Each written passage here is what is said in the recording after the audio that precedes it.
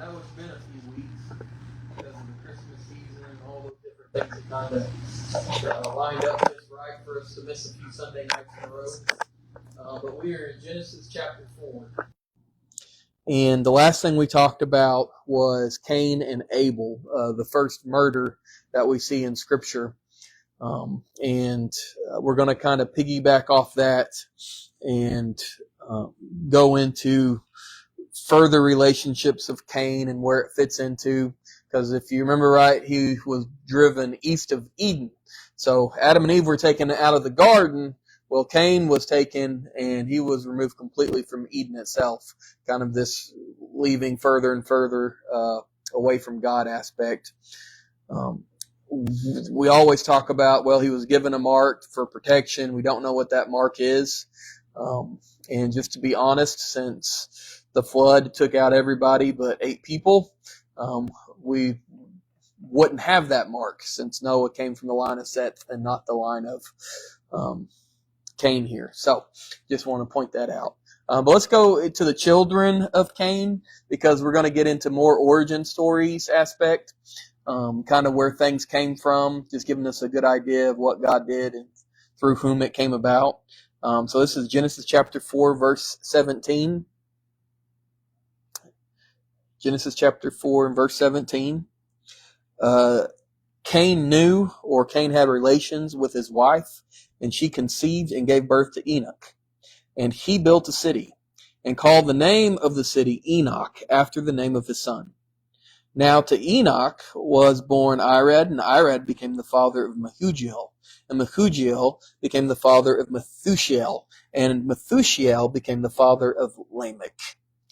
Lamech took to himself 2 wives. Okay, so as you can see, I just went through a little bit of a genealogy from Cain, going to grandson, to great-grandson, and in the midst of that, we have our first, at least example of somebody having more than one wife here. And so it happened with Lamech. Some people point out that you can kind of see the downfall as it went from murder and from Cain, it kind of removing further and further and further from that first picture of Adam and Eve. And so this is the first time we really see this aspect. But we're also going to see another interesting part that some people disagree with and talk about here. Because with his 2 wives, we're going to name them. The name of the one was Ada and the name of the other was Zillah. Ada gave birth to Jabal. He was the father of those who dwell in tents and have livestock. So from Lamech's children through the line of Cain, we have the first example of those who actually lived in tents, and their whole job was just dealing with livestock. Think about cattle at that time, most likely sheep, goats, that kind of aspect.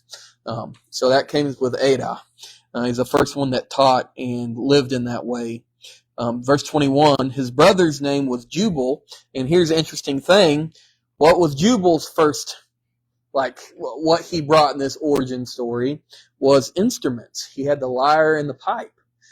So he's the first one that brought at least these more advanced musical instruments. And if you hear that word Jubal, you think of some of the words that deal with music even today, like Jubilee and those kinds of things, going back to that.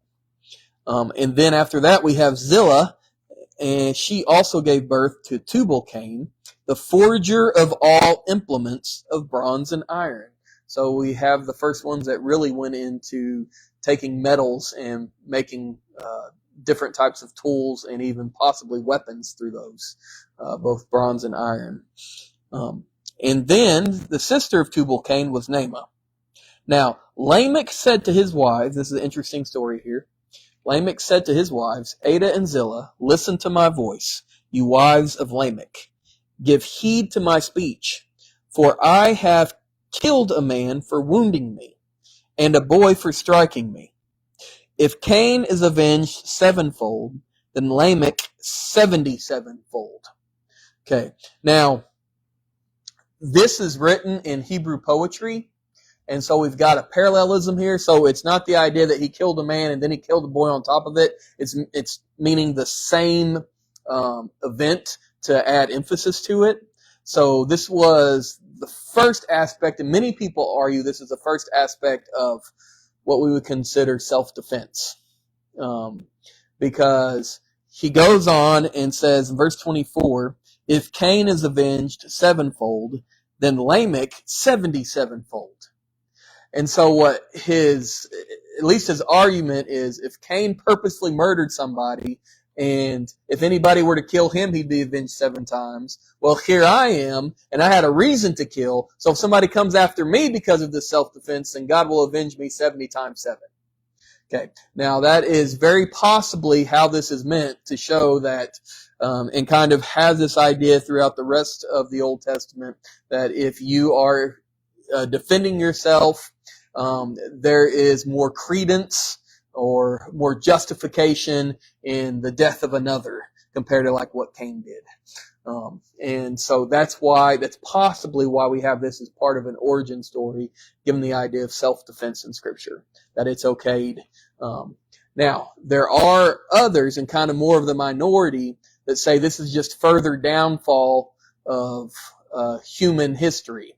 Because Cain, he murdered, and he said, be avenged 7 times. Well, Lamech, what he did is, first off, he's the first one to have more than one wife. And then after that, he killed somebody because he was stricken.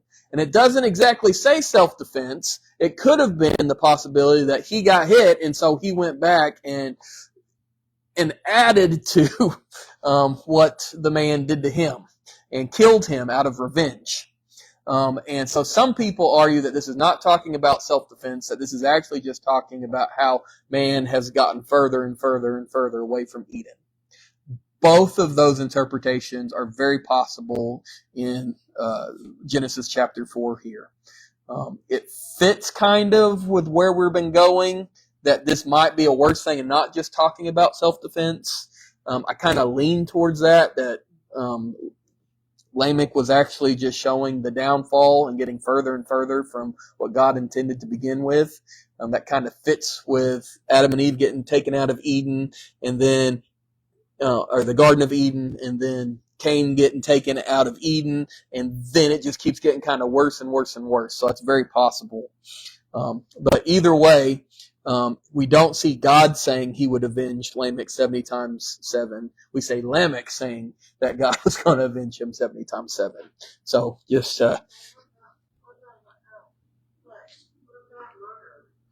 murder was completely wrong.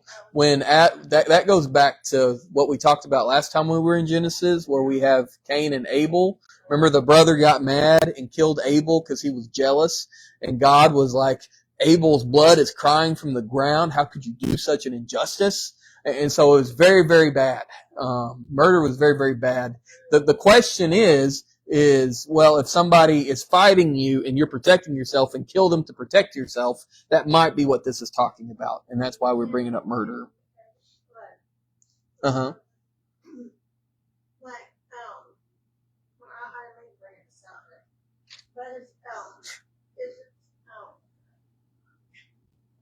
You have to honor your mother and father. Yeah, but we're not there yet. But when we get to that, we're going to talk about it. Okay? We're not there yet. But we're in verse 25 now. Yeah.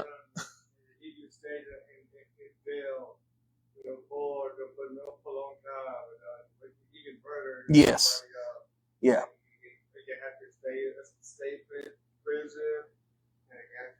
Yeah, there's definitely greater consequences to murder than there is to self-defense.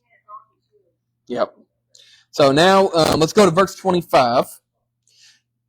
And now we have Adam had relations, or knew his wife again, and she gave birth to a son and named him Seth. For she said, God has appointed me another offspring in place of Abel, for Cain killed him. To Seth, to him also a son was born, whose name was Enosh. Then men began to call upon the name of the Lord, Yahweh. And so here we have this kind of change, because there seemed to be this period of time where people really weren't going after Yahweh. when they left the garden, there was this kind of falling away.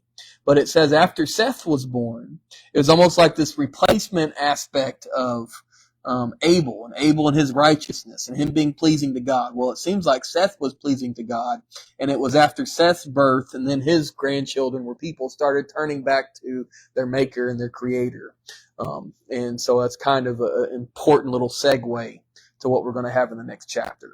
Okay, so if you'll give me a second, this next chapter, starting in chapter 5, we're going to see the genealogy, and that means the grandparents and great-grandparents and great-great-grandparents and all the grandkids down for many, many generations. And we're going to see some important people in there. But we're just going to notice it's going to start with Adam and go through the line of Seth. So we're not going through Cain now. Cain kind of had that negative aspect before this. We're going to see a little bit more positive here with Seth's genealogy, and I think that's purposeful. And another reason I think Lamech is supposed to be seen in a negative view. So, chapter 5, verse 1, it says, "This is the book of the generations of Adam, in the day when God created man. He made him in the likeness of God.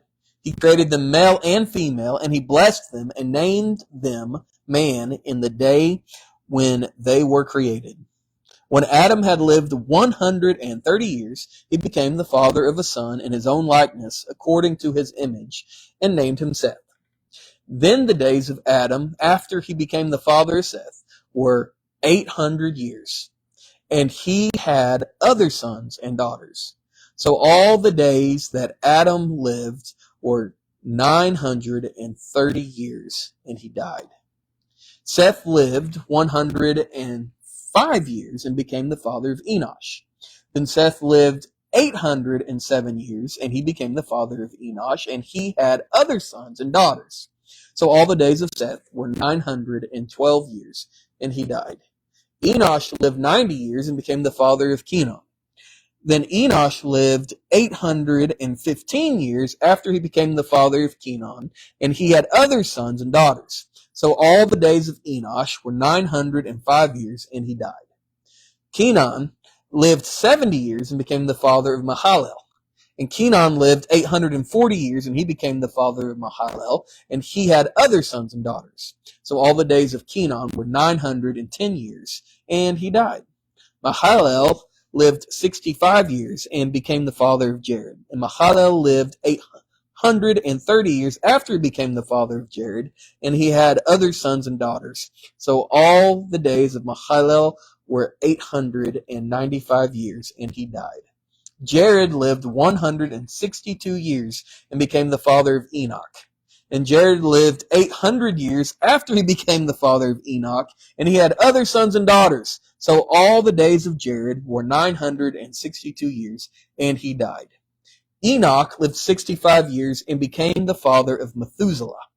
Then Enoch walked with God 300 years after he became the father of Methuselah, and he had other sons and daughters. So all the days of Enoch were 365 years. Enoch walked with God, and he was not, for God took him. So we're going to stop there for a second. I know there's a lot of this person had this child, lived this much longer, had other kids, then he died. It's just this interesting genealogy as they're going through this. What they're doing is they're going to trace us down all the way to Noah. And they're going to give important little aspects of certain of these early fathers, and showing like some interesting truths behind it. And the first one, it really adds something to it, is this Enoch. Because this Enoch was seen as kind of this righteous person that walked with God. And all it says is God took him, and he was not because he walked with God. We don't know exactly what that means. It is argued fairly strongly that maybe he didn't have to go through death because God just took him up to be with him because his relationship was so good with him. Possibility. But we just don't have a lot. But we do know that this was supposed to be seen as a very positive aspect. And for the first time in this genealogy, we have somebody that was actually very, very, very close to God mentioned, that he was very close to Yahweh. But notice how many years before we get somebody that was just that close with God. We know that they started calling after Yahweh, but Enoch is the first real good example we have in Scripture. And it's after a few fathers. Now, I guess this is a good time to talk about these years, because if you notice, Seth lives to be 912 years old. That's a lot of years, isn't it? Okay. Now, there are some different theories about these ages, and so I do want to point these out. Some people argue that at that time period, that when they counted years, it wasn't sun years, they're called lunar years. And they were based upon what they saw, because it would be kind of hard at that time to see, the sun and get a perfect 365 day, that kind of thing. That wasn't in their mind, but they could see full moon to full moon. And so some people argue that these years and these ancient writings of antiquity and such are actually talking more about months. It still leaves people really old. Don't get me wrong. You divide some of these numbers by 12, 12 months, you still have a pretty long lifespan, much more than you'd see here today. But that is a pretty strong argument. Another thing that is sometimes mentioned in this is why they had such a long life is because these were symbolic numbers. Because there was a way of writing sometimes when there was somebody that had clout in society. In their writings, they would give more years to their life, kind of giving credence to how big an impact they had in their life while they were here. So they could have lived to be 30, but they would say he lived 900 years, almost like he had 900 years worth of influence on this earth, even though he lived to be 30, normal, what we would consider literal years. And some people argue that because lots of these numbers are very symbolic in how they end. They're always ending in certain almost patterns. And so there is that truth, and I do think we need to take it seriously, because there are some ancient writings where they do that for people who have this kind of clout. So they may not have literally lived this long. It's a possibility. That doesn't really mean that. Now, the very literal case on this, there are strong arguments that say, yeah, these are actually solar years, not lunar years. And yes, it's a long, long, long time, but it's a long, long time for a few reasons. Number one, sin hasn't corrupted man as much. And they argue that they had these are the first generations behind the fall, and so they lived longer. And as sin creeps in, it's not until Noah that man's only given 120 years at most. So that is an argument. Can you ask after ask in about 10 minutes, Melissa, and then we'll go through it, okay? Because I got to get this done before time's up. So that is a possibility.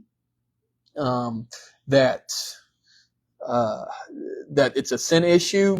Other that are more into the science behind life and such say that the oxygen level before the flood was probably very different from what we have now. The atmosphere was very different, and it just allowed people to live longer, be bigger, and a lot of people argue that's where dinosaurs came from, as they were just able to live longer and had more oxygen, so it took not as much to keep them alive and keep them going, and so they had longer life because of that possibility.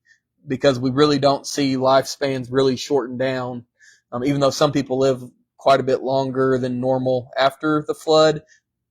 But about the flood times where these genealogies, you don't have people living to be 969 years old like Methuselah, that kind of stuff. Okay, so all that to say, very possible that these may be more symbolic numbers in our minds that would have made more sense to the original audience, just kind of showing credence. Those are a few of them, but there's nothing really wrong with this actually being literal years, because God could definitely keep somebody alive for that long if he so desired. Death is up to him, ultimately, so there's no real problem with it. Now, what's interesting, if we go back to where we were with Enoch, so that was 21 through 24, we talked about Enoch walked with God. His son was Methuselah. And Methuselah in Hebrew has a very interesting meaning, because it means when death comes, it comes, or when I die, it comes. It has this kind of possible interpretation. And some argue, and I think very strongly, that when Methuselah passed away, that's when the flood came. And it wasn't until Methuselah passed that the judgment came and the flood came. Because Methuselah, being the son of Enoch, seemed to have kind of a positive ring to him, that he actually had a father who was just taken by God. So that's possible. So let's look at verse 25. It says, Methuselah lived 187 years and became the father of Lamech.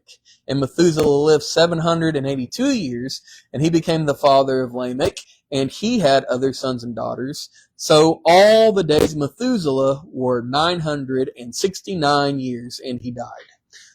So out of that, I want you to notice Methuselah wins for being the oldest in this genealogy. So either he was very, very old, very possible, or he just had a lot of clout and he was considered a very reputable man that did a lot in his lifetime and had a lot of honor in his death. Possible. But with all that being said, I do want to remind you that this Enoch is not the same that we see in chapter 4. And this Lamech that we're going into right now is not the same as we saw in chapter 4. Because this Lamech came many generations later from the line of Seth, when Lamech in the last chapter was Cain's great-grandson. So this Lamech was way before the Lamech in Genesis chapter 5. Just want to point that out. All right, so verse 28. Lamech lived 182 years and became the father of a son. Now, he called his name who? Noah. Saying, this one will give us rest from our work and from the toil of our hands, arising from the ground which the Lord has cursed. Okay, so I want you to see this genealogy. Very likely we have Enoch, then after Enoch, Methuselah, then after Methuselah, Lamech, and then after Lamech, Noah.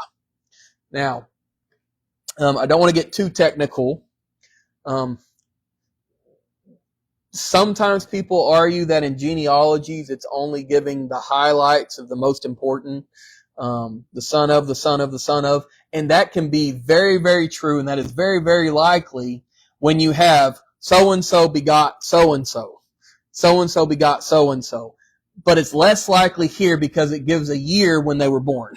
Does that make sense? In his 400th year, he was born. So we have a pretty good idea and a pretty good interpretation that there's no generation skipped between these different names, because it gives the age when the child was born, which would not have happened if we have like a genealogy where certain generations are skipped. Okay, so with that being said, Noah, and if you look up that word, it actually means peace, which makes kind of sense. But the little tag that it has for who he was is, this one will give us rest from our work and from the toil of our hands, arising from the ground which the Lord has cursed. And so there was a peace or a rest that is brought about through Noah and his name. And it's almost like this prophecy of, through Noah we're gonna have peace. And verse 30, it says, then Lamech lived 595 years after he became the father of Noah, and he had other sons and daughters. So all the days of Lamech were 777 years, and he died. And it's interesting that it's the 777, which is the number of completeness in Scripture, when Lamech died, who is the father of Noah. Okay, and then in verse 32, it says, Noah was 500 years old, and Noah became the father of Shem, Ham, and Japheth. And this is the beginning of the genealogy after the flood, and these are the four. You got Noah, Shem, Ham, and Japheth.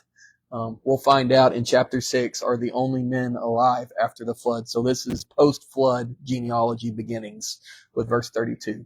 So what we've done so far is we went from the first man and woman, and we've moved all the way to the genealogy of the flood with Noah and his 3 sons. And we saw some interesting cues and I guess little emphasis here and there about some of these men on how they really had a relationship with God for the first time. And even though there's a kind of this slow pace away from God in humanity with Cain and everything that happened, that there is this kind of aspect of people being brought back and God still having a relationship with certain men, including Enoch and possibly Methuselah. And of course here we're going to see it with Noah. We'll get into some interesting details of that time period in Genesis chapter 6. And in Genesis chapter 6, we're going to see a big aspect of the downfall of what most people consider the demonic and such, and how they fell. I am one of the minorities out there. I do not believe in all these demons and stuff falling before Genesis. I think that Genesis actually tells us when these things happen. Being first, the serpent in the garden was cursed at the same time Adam and Eve were. And here when we get into Genesis chapter 6, we're going to see kind of another downfall of these invisible authorities and angelic beings. And so we're going to look at that, but we'll save it for our next lesson. But we're done with Genesis, and so I'm going to stop there and we'll turn this little thing off, if that's okay.